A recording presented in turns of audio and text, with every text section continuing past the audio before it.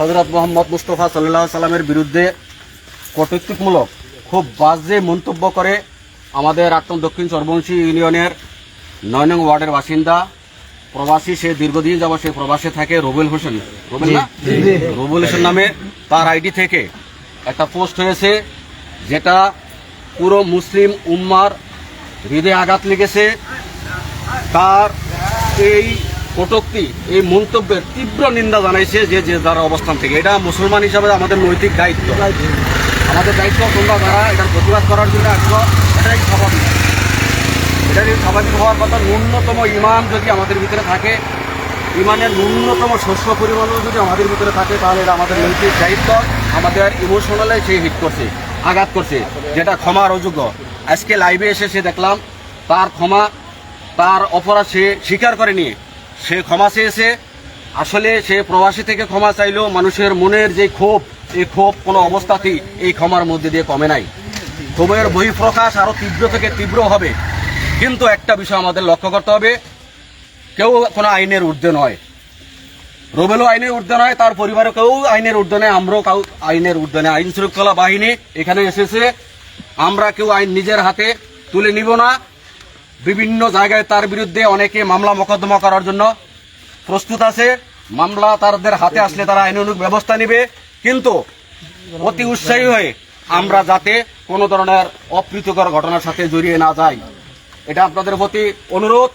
এবং আজকের এই হাউস থেকে রুবেলের এই ভাষা, রুবেলের এই বক্তব্যের তীব্র নিন্দা জানাই আমরা, তীব্র নিন্দা যাবে এবং তার উপযুক্ত বিচার চাই। কি বলেন আপনারা? সে এবং তার পরিবার প্রকাশ্যে ক্ষমা না চাওয়া পর্যন্ত এটার কোনো অবস্থাতেই মানুষের মনের ক্ষোভ কোনো অবস্থাতেই কমবে না। প্রশাসনের দৃষ্টি আকর্ষণ করে বলছি, এখানে যারাই প্রতিবাদ করার জন্য আসবেই, এটাই স্বাভাবিক। আপনারা এখানে থেকে যাতে কোনো অবস্থাতেই, আমরা যারা আছি, সাধারণ জনগণ যারা আছি, আমরা কোনো অবস্থাতে আইন নিজের হাতে তুলে নেব না। যে কোনো আইন শৃঙ্খলা বাহিনী আছে, সে প্রবাসে জেনে থাকার পরও তারা কিন্তু নৈতিক দায়িত্ব থেকে এখানে এসে উপস্থিত হয়েছে। এই জন্য তাদেরকে আমরা আমাদের এলাকাবাসীর পক্ষ থেকে ধন্যবাদ জানাচ্ছি। আমরা আমাদের প্রতিবাদটুকু জানিয়েছি, আমরা তার উপযুক্ত বিচার চাই, দৃষ্টান্তমূলক শাস্তি চাই। এমন শাস্তি দেওয়া হবে তাকে যাতে ভবিষ্যতে কেউ যাতে আর এই ধরনের কোনো মন্তব্য করার দুঃসাহস না করে। এটা ৮ নম্বর ইউনিয়নের কলঙ্ক, এটা ৯ নম্বর ওয়ার্ডবাসীর জন্য কলঙ্ক। আমরা খুব লজ্জিত এই ঘটনার জন্য। ধন্যবাদ যারা এখানে তাৎক্ষণিক মিছিল নিয়ে এই প্রতিবাদ করার জন্য এসেছেন। এর জন্য আমি এখান দিয়ে যাওয়ার পথে দেখছি একটা মিছিল আসে, আইন শৃঙ্খলা বাহিনীও এখানে ছিল। আপনাদের প্রতি বিনীত অনুরোধ, ইনশাল্লাহ আপনারা এখানে এসেছেন, এই জন্য আপনাদেরকে ধন্যবাদ জানাচ্ছি। আমরা যারা এসেছি, আমরা আমাদের প্রতিবাদটুকু করে যাব শান্তিপূর্ণভাবে, তাহলেই হবে এটা যথার্থ মূল্যায়ন। যে যেখান থেকে এসেছেন আপনারা, আপনাদেরকে আবারও অভিনন্দন এবং ধন্যবাদ জানিয়ে আমি আমার এই সংক্ষিপ্ত আলোচনা এখানে শেষ করছি। পাশাপাশি আইন শৃঙ্খলা বাহিনী তাৎক্ষণিক এখানে এসেছে, তাদেরকেও ধন্যবাদ জানাচ্ছি। আপনারা প্রতিবাদ করেছেন এবং প্রতিবাদ শেষে আপনারা যে যার স্থানে চলে যান। ধন্যবাদ সবাইকে। আসসালামু আলাইকুম। আচ্ছা, আমার একটা কথা শুনেন। আমি SI আব্দুর রহিম, হাজিমারা পুলিশ ফাঁড়ি। আমরা আমাদের ঊর্ধ্বতন কর্তৃপক্ষ যখন এই জিনিসটা পাইছেন প্রায় অনুমান ৩টার দিকে, পাওয়ার সাথে সাথে আমি হাজিমারা আছি, সেই হিসাবে আমাকে ইনফর্ম করছে, সাথে সাথে বলছে ব্যবস্থা নাও। আমি ৩টা থেকে তো দেখছেন ৩টা সাড়ে ৩টার পরে প্রচুর বৃষ্টি। এই বৃষ্টিতে একটা ছাতা নিয়ে, অটো নিয়ে আমি আমার ফোর্স সহকারে তার বাড়িতে আসছি। তার ফ্যামিলির সাথে কথা বলছি, তার সাথেও কথা বলছি। সে যেটা আমাকে বলল যে স্যার আমার আইডিটা হ্যাক হয়ে গেছে, হ্যাক হয়ে কে বা কারা এটা লিখে দিচ্ছে, আমি একজন মুসলমান হিসাবে আমি এটা করতে পারি না, আমার এটা অন্যায় হয়েছে। তারপর সে বলছে যে আমি আমার ফেসবুকে এটার জন্য ক্ষমা প্রার্থনা হয়ে আমি বার্তা দিচ্ছি, মানে ফেসবুকে লাইভে সে বলছে যে এটার জন্য সে ক্ষমা প্রার্থনা তার ইয়া হওয়ার জন্য। তারপরেও আমরা তার ফ্যামিলিকে জোরভাবে বলছি তাকে যেন শাসায়, এই ধরনের যাতে ফেসবুক হ্যাক না হয় বা কোনো কিছু না হয়, এই ধরনের যাতে না হয়, এটার জন্য তার ফ্যামিলিকে আমরা ভালোভাবে বুঝিয়ে বলছি। যদি সে বাংলাদেশে থাকতো তাহলে এতক্ষণে সে অ্যারেস্ট হয়ে যেত।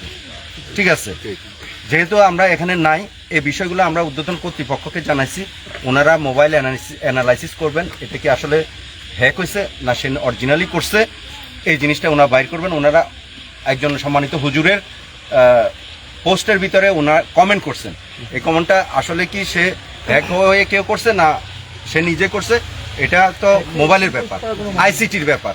আমরা তো দাঁড়াইয়া এখানে পরীক্ষা করতে পারবো না, পারবো? আইসিটি অফিসে যাইয়া পরীক্ষা করে তারপরে ব্যবস্থা নেওয়া হবে। এটা জানানো হয়েছে, এটা পরীক্ষা নিরীক্ষা চলতেছে, তদন্ত চলতেছে।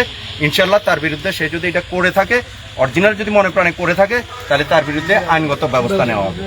আপনারা এলাকাবাসী যারা মুসলমান, আমরাও মুসলমান, আপনারাও মুসলমান, আমাদের নবীজি আমাদের ধর্মের ব্যাপারে যদি কেউ যদি কোনো ধরনের কোনো কটূক্তি বা কোনো ধরনের একটু কথা বলে, আমাদের গায়ে লাগবে, এটাই স্বাভাবিক। আমরা চাই জীবন দিয়ে দিব, এটাই স্বাভাবিক।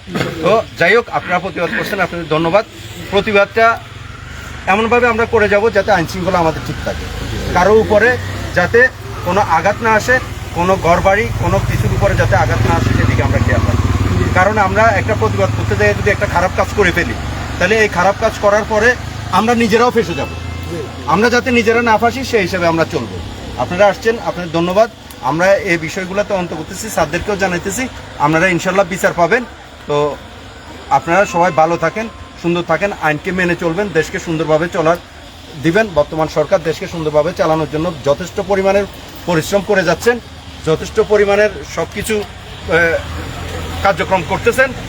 আমাদের এই সরকার যে কার্যক্রমগুলো করে যাচ্ছেন, এই কার্যক্রমগুলোকে বিশৃঙ্খল সৃষ্টি না করে সরকারকে সাহায্য করে আমরা আইনশৃঙ্খলা শান্তিতে রাখবো, ভালো রাখবো, এটাই আমরা সবার কাম্য। আপনারা আরও যারা আছেন, যারা এরকম মিছিল মিটিং বা এগুলো করতে চায়, সবাইকে অবগত করে দিবেন যে আমরা ওখানে গেছি, আইন শৃঙ্খলা এ ব্যাপারে কাজ করতেছে, তার বিরুদ্ধে আইনগত ব্যবস্থা নেওয়া হবে। এগুলো এখন করার দরকার নাই। যার যার যদি প্রতিবাদ করা থাকে, তাহলে ফেসবুকে বা পত্রিকায় বা এখানে প্রতিবাদ দিয়ে দিলেই হবে। ঠিক আছে, সবাই ভালো থাকবেন, সুন্দর থাকবেন, আমাদের জন্য দোয়া করবেন, আপনাদের জন্য দোয়া করি, আপনারা সবাই যাতে ভালো থাকেন। আসসালামু আলাইকুম।